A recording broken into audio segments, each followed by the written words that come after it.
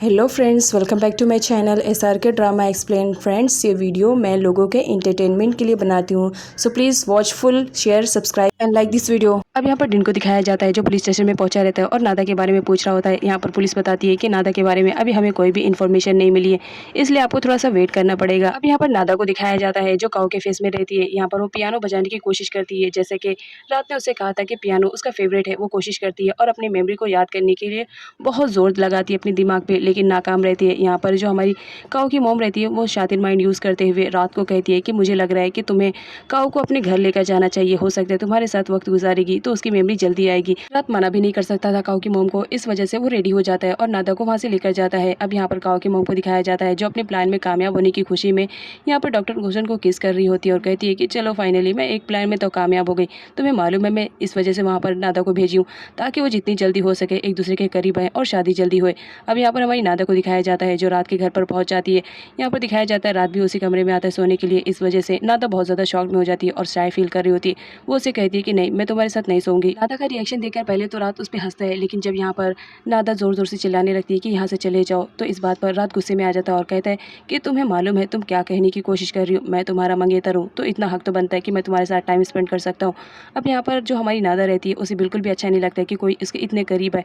वो उसे हटा देती है और उसे जाने के लिए कहती है। इस बात पर रात गुस्सा होकर वहाँ से चला जाता है। अब यहाँ पर काऊ की मोम को दिखाया जाता है जो अपनी बेटी की कंडीशन को सही करने के लिए एक पर्सनल डॉक्टर का अपॉइंटमेंट करवाती है और साथ ही साथ उसे गाइड करती है कि जितनी जल्दी हो सके मेरी बेटी को ठीक करो, लेकिन याद रखना उसे मेडिसिन सही टाइम पर देना। यहाँ पर जो डॉक्टर रहते हैं वो बोलते हैं कि ठीक है, क्या मैं अपनी मेडिसिन को अप्लाई कर सकता हूँ या इसे डोज दे सकता हूँ, लेकिन इस बात के लिए काऊ की मोम रेडी नहीं रहती है। अब यहाँ पर नादा और रात को दिखाया जाता है दोनों डाइनिंग टेबल पर बैठकर ब्रेकफास्ट कर रहे होते हैं। यहाँ पर हमारी नादा को दिखाया जाता है वो नोटिस करती है कि रात उससे बहुत ज़्यादा अपसेट है, तो वो कल रात के लिए सॉरी बोलती है रात से और कहती है कि मुझे माफ़ कर दो। लेकिन यहाँ पर रात को दिखाया जाता है वो बहुत ज़्यादा गुस्से में रहता है। वो बोलता है मुझे तुम्हारी सॉरी की ज़रूरत नहीं है, मुझे मालूम है तुम कैसी हो, और ये कहकर वो ऑफिस के लिए चला जाता है। लेकिन यहाँ पर हमारी नादा को दिखाया जाता है वो बहुत ज़्यादा अपसेट रहती है। वो बार बार रात को कॉल करती है, लेकिन रात उसके फ़ोन का आंसर नहीं रिप्लाई करता है क्योंकि वो किसी एम्प्लॉय से बात कर रहा होता है। अब यहाँ पर हमारी नादा को दिखाया जाता है जब उसे मालूम पड़ता है कि रात उसका कॉल रिसीव नहीं कर रहा है तो वो फाइनली कंपनी में आ जाती है जहाँ पर कुछ काम चल रहा होता है। तब वो वेट करने लगती है रात का, तभी ऊपर से कुछ बॉक्सेस गिरने ही वाले रहते हैं। तभी वहाँ पर रात की एंट्री हो जाती है और किसी तरह वो नादा को बचा लेता है और बचाते वक्त यहाँ पर दिखाया जाता है दोनों बहुत ही ज़्यादा क्लोज रहते हैं। अब यहाँ पर रात को दिखाया जाता है जो एम्प्लॉय पे चिल्ला रहा होता है कि तुम्हारी लापरवाही की वजह से अभी तो काऊ हर्ट हो जाती, लेकिन यहाँ पर एम्प्लॉय को दिखाया जाता है वो अपनी गलती के लिए सॉरी बोलते हैं। यहाँ पर रात काऊ से रीज़न पूछता है कि क्या इमरजेंसी आन पड़ी कि तुम्हें यहाँ पर आना पड़ा, जिस पर हमारी काऊ बोलती है कि मुझे बहुत ज़्यादा फिक्र हो रही थी तुम्हारी, तुम मेरा कॉल भी रिसीव नहीं कर रहे थे और साथ ही साथ तुम सुबह गुस्से में चले आए थे, तो इस वजह से मैं बहुत ज़्यादा परेशान हो रही थी तो सोचा तुम्हें देख लूँ, इसी वजह से आई थी। अब यहाँ पर रात को दिखाया जाता है वो तो फुल एंग्री मूड में रहता है कि अगर उस वक्त काऊ को कुछ हो जाता है तो वो क्या जवाब देता है। यहाँ पर वो काऊ को चिल्ला रहा होता है कि तुम्हें वहाँ पर आने की ज़रूरत नहीं थी। यहाँ पर काऊ को दिखाया जाता है वो भी गुस्से में आ जाती है और कहती है कि तुम मेरे मंगेतर हो, लेकिन मुझे ऐसा फील नहीं होता है, तुम आए दिन कुछ ना कुछ वजह से मुझ पर चिल्लाते रहते हो और देखो आज भी कोई रीज़न नहीं है और तुम बगैर रीज़न के मुझ पर चिल्ला रहे हो। पता नहीं वो कौन सी घड़ी थी जिस घड़ी में तुम मुझे पसंद आ गए और मैंने तुम्हें एक्सेप्ट कर लिया। अब नेक्स्ट सीन में मिस्टर थन को दिखाया जाता है जो अपनी वाइफ के साथ काऊ की मॉम के घर पर पहुंचे हुए थे अपना हाफ अमाउंट लेने के लिए। यहाँ पर दिखाया जाता है पहले तो उन दोनों के बीच बहुत ही अच्छी फ्रेंडशिप रहती है, लेकिन अब पैसों की बात आ जाती है तो दुश्मनी भी कम नहीं रहती है। यहाँ पर मिस्टर थन बोलते हैं कि जितनी जल्दी हो सके मेरा अमाउंट वापस कर दो, अदरवाइज तुम जानती हो तुम्हारा लेवल जो इंस्टीट्यूट है वो मैं अपने अंडर में ले लूंगा, चाहे इसमें तुम्हारी मर्जी हो या ना हो, बिकॉज कॉन्ट्रैक्ट पेपर पे तुमने ऑलरेडी साइन कर दिया है। अब यहाँ पर मिस्टर थन के जाने के बाद काऊ की मॉम का तो बुरा हाल रहता है। वो अपना पूरा फ्रस्ट्रेशन निकालती है डॉक्टर घोषण पे और बोलती है मैं इतनी बड़ी प्रॉब्लम में फंस चुकी हूँ, लेकिन तुम हो तो शांति से बैठे हुए, एटलीस्ट कुछ तो मेरी हेल्प करो। अब यहाँ पर उसी लड़की को दिखाया जाता है जिसने रात को वीडियो दिखाया था जब काऊ और पैच दोनों रोमांस कर रहे होते हैं। यहाँ पर वो लड़की वापस आती है और नादा को वो वीडियो दिखाती है और बोलती है ये देखो तुम ही हो ना, तुम अपने फियांसे से इतना ज़्यादा नफरत करती हो और दूसरे से प्यार करती हो, लेकिन फिर भी तुम उसके घर में आकर बैठी हुई हो, क्यों? तुम्हें पैसों की ज़्यादा ज़रूरत है? अगर ऐसी बात है तो बताओ, मैं तुम्हें पैसे दिला सकती हूँ, लेकिन बदले में तुम्हें रात से ब्रेकअप करने पड़ेगा। अब यहाँ पर हमारी नादा को दिखाया जाता है वो फुल एंग्री मूड में हो जाती है और उसे कहती है जितनी जल्दी हो सके यहाँ से चले जाओ, अदरवाइज मैं तुम्हें धक्के मार के निकाल दूंगी। लेकिन यहाँ पर दिखाया जाता है उसे ये सब करवाने के लिए कोई पैसे दे रहा होता है, जिसकी वजह से वो ये सब कर रही होती है। अब यहाँ पर हमारी नादा को दिखाया जाता है उसे कुकिंग तो बहुत अच्छी आ रही होती है, तो इस वजह से वो किचन में जाती है और सारे सर्वेंट को बोलती है तुम आज सिर्फ देखो मैं कुकिंग कर रही हूँ। सारे सर्वेंट तो बहुत ज़्यादा परेशान रहते हैं, उन्हें तो समझ में नहीं आ रहा होता है कि काऊ मैम ये सब कैसे कर रही हैं। लेकिन लेकिन एक्चुअल में वो काऊ नहीं, हमारी नादा रहती है, जिसे हर चीज़ आता था। इस वजह से वो बहुत ही बढ़िया खाना बनाती है और उसे खाना बनाते हुए देखकर सारे सर्वेंट तो शौक में रहते हैं। अब यहाँ पर डिन को दिखाया जाता है जो नादा की मॉम के पास आता है और बताता है कि मैं गया था पुलिस स्टेशन में, लेकिन नादा के बारे में कुछ भी इन्फॉर्मेशन नहीं मिल पाई। लेकिन अगर मुझे नादा के बारे में कुछ भी जानकारी मिलेगी तो वो सिर्फ और सिर्फ डॉक्टर गोशन के ही घर पे, क्योंकि मैंने सुना है उन्हीं के हॉस्पिटल में से नादा हमारी गायब हुई है, तो ज़रूर मुझे कुछ ना कुछ तो करना पड़ेगा। अब यहाँ पर हमारी नादा को दिखाया जाता है जहाँ पर वो कॉल पे किसी से बात कर रही होती है। तभी वहाँ पर सर्वेंट आती है और बताती है कि आपसे मिलने के लिए कोई आया हुआ है और वो आपका वेट कर रहा है। अब यहाँ पर हमारी नादा को दिखाया जाता है जब वो उससे मिलने के लिए आती है तो वो कोई और नहीं, पैच रहता है। पैच कई दिनों से काऊ से नहीं मिला हुआ रहता है, तो वो उसके घर पर आ जाता है मिलने के लिए। यहाँ पर वो काऊ से बात करने की कोशिश करता है, लेकिन एक्चुअल में वो हमारी नादा रहती है, उसे तो बिल्कुल भी आइडिया नहीं रहता है कि वो कौन है। पैच अपने बारे में इंट्रोडक्शन करवाता है कि तुम्हें मालूम है मैं पैच हूँ जिसे तुम बहुत ज़्यादा प्यार करती हूँ। लेकिन नादा तो टोटली शॉक्ड में रहती है, उसे तो कुछ भी आइडिया नहीं रहता है पास्ट के बारे में। तो बताती है कि मैं तुम्हें पहचान नहीं पा रही हूँ। अब यहाँ पर दिखाया जाता है पैच को भी मालूम पड़ जाता है कि काऊ अपनी मेमोरी लॉस कर चुकी है। इस वजह से वो बहाने से उसे रेस्टोरेंट में लेकर जाता है और बताता है कि चलो तुम्हें कुछ भी याद नहीं है तो क्या बात हुई, मैं तुम्हें याद दिलाने की कोशिश करूंगा। और उसे एक रेस्टोरेंट में लेकर जाता है और उसे समझाने की कोशिश करता है कि देखो मैं तुम्हारा बहुत ही अच्छा बेस्ट फ्रेंड हूँ और साथ ही साथ तुम मुझसे प्यार करती थी। तुम तो उस डफर रात से शादी भी नहीं करना चाह रही थी, वो तो तुम्हारी मॉम की फोर्स करने की वजह से तुम ये सब कर रही थी। नाता को कुछ भी समझ में नहीं आ रहा था, वो टोटली कंफ्यूज थी। जहाँ पर पैच बोलता है इतना स्ट्रेस लेने की जरूरत नहीं है, लो पहले जूस पियो। यहाँ पर दिखाया जाता है उस जूस में पैच ने कुछ मिलवाया था, जिसकी वजह से नादा जब वो ड्रिंक पीती है उसके बाद ही उसे चक्कर आने लगते हैं। तभी यहाँ पर दिखाया जाता है वो लड़की को वो रात के पास कॉल करती है और बताती है कि जाकर देख लो तुम्हारी फियांसे आज भी उसी लड़की के साथ घूम रही होगी, क्योंकि मैं पक्का कह रही हूँ वो तुमसे बिल्कुल भी प्यार नहीं करती है, तुम क्यों नहीं उसे रिजेक्ट कर देते हो।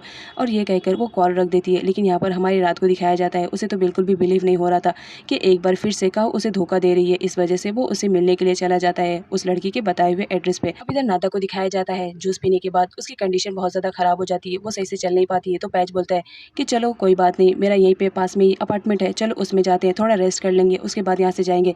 अब यहाँ पर दिखाया जाता है पैच किसी बहाने से नादा को वहाँ पर लेकर जाता है और उसके साथ ज़बरदस्ती करने लगता है, जिस पर नादा उसे मना करती है और उसे दूर भगाने की कोशिश करती है।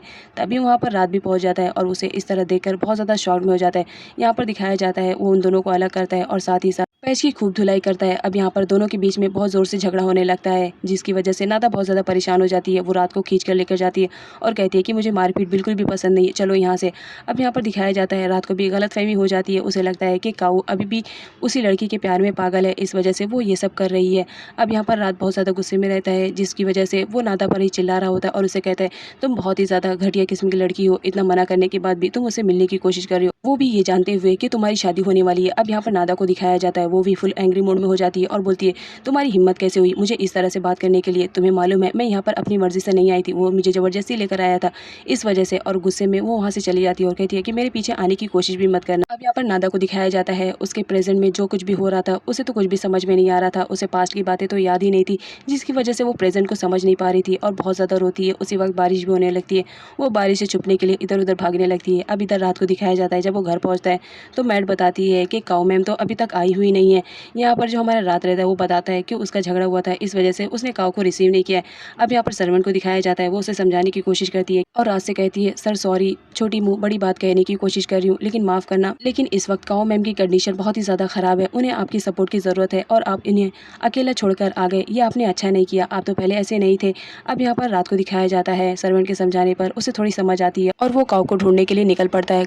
काफ़ी दूर जाने के बाद काऊ उसे नहीं मिलती है, लेकिन अचानक से वो देखता है कि काऊ एक जगह खड़ी है और रो रही है और खून में लथपथ है। वो बहुत ज़्यादा शॉक्ड हो जाए और फ़ौरन उसके पास अम्ब्रेला लेकर जाता है और उससे पूछता है कि ये सब खून कहाँ से लगा। अब यहाँ पर हमारी नादा को दिखाया जाता है वो बताती है कि ये ब्लड नहीं है, मैंने जो स्कार्फ लिया था बस उस स्कार्फ का कलर छूट रहा है, ये उसी का कलर है। और साथ ही साथ वो स्कार्फ भी दिखाती है कि देखो ये है।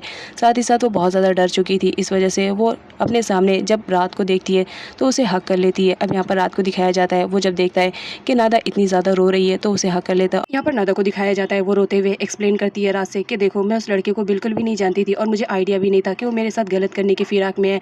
यहाँ पर वो सॉरी बोल देती है। अब यहाँ पर काउन को दिखाया जाता है जो पेट्रोल पंप पर पेट्रोल भरा रही होती है, तभी वहाँ पर डिन गुजरता है और वो भी देख लेता है। फिर क्या वो उसे फॉलो करने लगता है नादा के रिलेटेड इन्फॉर्मेशन लेने के लिए। अब यहाँ पर जब काउन को मालूम पड़ता है कि डिन उसे फॉलो कर रहा है तो वो उस पर चिल्लाने लगती है, जहाँ पर डिन बोलता है एक बार मेरी बात तो सुन लो। अब यहाँ पर दिखाया जाता है वो उसे कॉफ़ी शॉप में लेकर आता है और बैठाकर समझाने की कोशिश करता है कि कुछ भी हो जाए मेरी हेल्प करो नादा को ढूंढने के लिए, क्योंकि मुझे मालूम है वो तुम्हारे डैड के हॉस्पिटल में थी। अब यहाँ पर जो काउन रहती है उसे बिलीव नहीं हो रहा होता है, वो बोलती है मैं तुम्हारी मदद क्यों करूँ। अब यहाँ पर जो हमारा डिन रहता है वो उसे इमोशनल करते हुए हुए कहता है, अगर तुम मेरे लिए नहीं ढूंढ सकती हो तो एटलीस्ट नादा की मॉम के लिए तो ढूंढो। नादा उनकी इकलौती बेटी थी और वो जब से खो गई है उसकी मॉम बहुत ज़्यादा परेशान हो गई है। अब यहाँ पर काउन को दिखाया जाता है, वो बोलती है ठीक है ऐसी बात है तो मैं तुम्हारी हेल्प करने के लिए रेडी हूँ, लेकिन याद रखना दोबारा से मुझे फॉलो करने की कोशिश भी मत करना, और अगर कोई बात रहेगी तो सामने से करना। अब यहाँ पर रात को दिखाया जाता है, जो नादा के लिए एक ड्रेस लेकर आया हुआ रहता है, लेकिन नादा वो ड्रेस पहनने से मना कर देती है और कहती है ये ड्रेस बहुत ज़्यादा शॉर्ट है, मैं इसे नहीं पहनकर इवेंट में जाऊंगी। जिस पर रात को गुस्सा आ जाता है और बोलता है जब तुम्हें दूसरे लड़कों से मिलने के लिए जाना होता है तो तुम इससे भी ज़्यादा शॉर्ट पहनती थी और अब ये कपड़े पहनने से मना कर रही हो। अब यहाँ पर नादा को दिखाया जाता है, वो बोलती है जो भी हो मैं ये कपड़े नहीं पहनूंगी, मुझे नहीं मालूम पास्ट में मुझे ये सारे कपड़े क्यों पसंद आते थे, लेकिन प्रेजेंट में मुझे बिल्कुल भी पसंद नहीं आ रहा है। अब यहाँ पर रात उसे ज़बरदस्ती बोलता है जितनी जल्दी हो सके पहनकर नीचे रेडी होकर आओ, मैं तुम्हारा वेट कर रही हूँ इवेंट में, हमें जल्दी जाना पड़ेगा। अब यहाँ पर हमारी नादा को दिखाया जाता है, वो तो रात पर गुस्सा कर रही होती है। इधर इवेंट का सीन दिखाया जाता है जहाँ पर कावन अपने डैड के साथ बहुत ज़्यादा खुश हो रही होती है। तभी वहाँ पर रात और नादा भी आ जाते हैं, जहाँ पर वो लोग उसके लिए बुके लेकर आए थे और उसे कॉन्ग्रेचुलेट करते हैं उसके सक्सेसफुल होने की खुशी में। यहाँ पर दिखाया जाता है अब जबकि हमारा रात एक सक्सेसफुल बिजनेसमैन रहता है और वो कहीं पर भी आता है तो जाहिर सी बात है वहाँ पर तो मीडिया आनी ही थी। यहाँ पर मीडिया आती है और उन सबकी फ़ोटो की डिमांड करती है। अब यहाँ पर दिखाया जाता है सारे लोग मिलकर अपना फ़ोटो शूट करवाते हैं, लेकिन यहाँ पर एक बिन बुलाया मेहमान भी आया हुआ रहता है और वो कोई और नहीं बल्कि डिन रहता है। यहाँ पर डिन को दिखाया जाता है, उसने ये मान लिया था कि अगर मुझे नादा के बारे में कुछ भी इन्फॉर्मेशन मिलेगी तो इन्हीं लोग से मिलेगी, क्योंकि नादा भी इन्हीं लोग के हॉस्पिटल से गायब हुई है। अब यहाँ पर कौन को दिखाया जाता है, वो देख लेती है डिन को और उसके पास आती है और कहती है कि ये इवेंट मेरे लिए बहुत ज़्यादा इंपॉर्टेंट है, तो प्लीज़ कुछ भी करके इस इवेंट में कोई भी ऐसा काम मत करना जिसकी वजह से मैं हर्ट हूँ।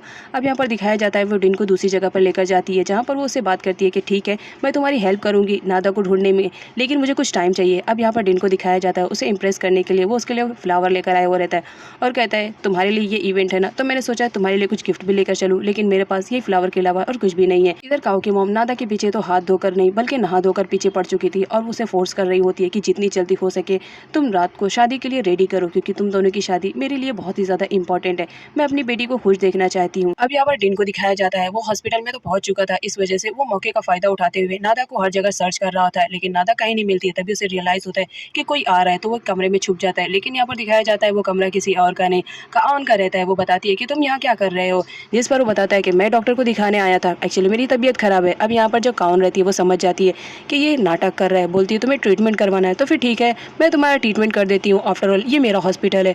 अब यहाँ पर दिखाया जाता है डिन के पास कोई ऑप्शन नहीं रहता है, वो बोलता है ठीक है मेरा ट्रीटमेंट कर दो। यहाँ पर हमारे काउन को दिखाया जाता है, वो उसका ट्रीटमेंट करने के लिए सबसे पहले तो डोर बंद कर देती है, जिसकी वजह से डिन डर जाता है। वो बोलते तुम डोर क्यों बंद करी हो, जिस पर काउन का कहना था कि मैं अपने पेशेंट को इसी तरह देखती हूँ, लेकिन यहाँ पर दिखाया जाता है वो तो उसे खूब टॉर्चर करती है, उसे मालूम था कि ये नाटक कर रहा है। अब यहाँ पर दिखाया जाता है जैसे तैसा करके डिन वहाँ से बच के बाहर निकलता है, लेकिन अनफॉर्चुनेटली वो नादा से टकरा जाता है। यहाँ पर नादा को ऐसा रियलाइज हो रहा था कि डिन का फेस उसने कहीं पर देखा है, वो उसे पूछने लगती है कि लग रहा है मैंने तुम्हें कहीं देखा है, लेकिन यहाँ पर डिन को दिखाया जाता है वो नादा का नया वाला रूप नहीं पहचान पा रहा था, इस वजह से वो मना करता है कि मैंने तुम्हें कभी नहीं देखा है।